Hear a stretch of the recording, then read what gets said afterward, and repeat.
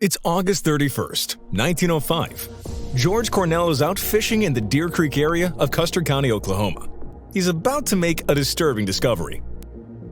This is the body of Katie DeWitt James. She was a teacher who'd recently left her husband, Martin. Katie took their infant daughter, Lulu Bell.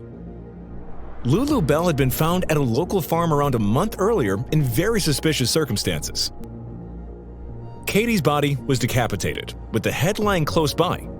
In a surreal development, the head still wore a hat. Katie's wedding ring was still on her finger, though it seems the $25, or in today's money, $800 she carried had been taken. George Cornell calls the cops. With them is Sam Bartell, a private eye with the Oklahoma Detective Agency. For Sam, it's the end of a short but harrowing case involving disappearance and murder. A case that, to this day, remains unsolved. Let's try and find out what happened to Katie DeWitt James and explore the events which led to her tragic demise. Katie asked for help from her father Henry when she decided to divorce Martin. She and Lulu Bell boarded a train at Cluster City. This was bound for Ripley. The plan was for mother and daughter to stay with relatives. Henry hadn't heard from Katie after several days. Neither, worryingly, had their relatives. It was time to bring in the experts. Sam Bartell set about asking questions. He learned that, while on the train, Katie met Franny Norton.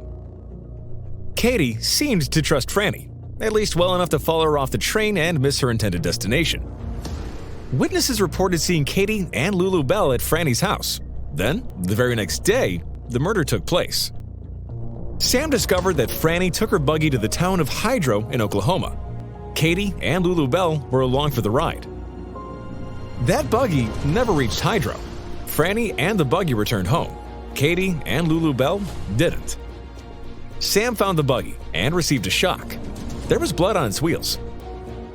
He headed to the farm of Peter Bursheet, where Franny Norton had reportedly handed Lulu Bell to a young worker.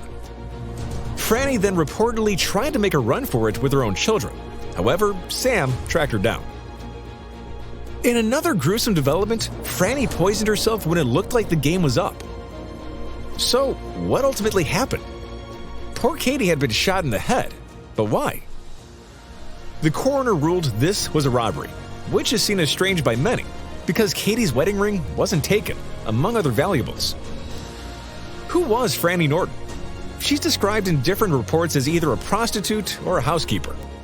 Crucially, she was previously accused of murder, according to some sources, but got off. Suspicion also fell on Martin James, Katie's soon-to-be ex-husband. He was apparently an abusive partner, which is why Katie wanted to leave. He wound up raising Lulu Bell himself. But things get even more tangled with the news that Martin accused Katie of trying to kill him, whilst in league with Franny. While we may never know why Katie was killed, the name Dead Woman's Crossing is there to remind people of her story. The area, with its wooden bridge, was renamed. Today, a concrete highway overpass stands in its place. It's said that Katie's ghost haunts the crossing. Maybe she can tell us the secret behind her murder after all.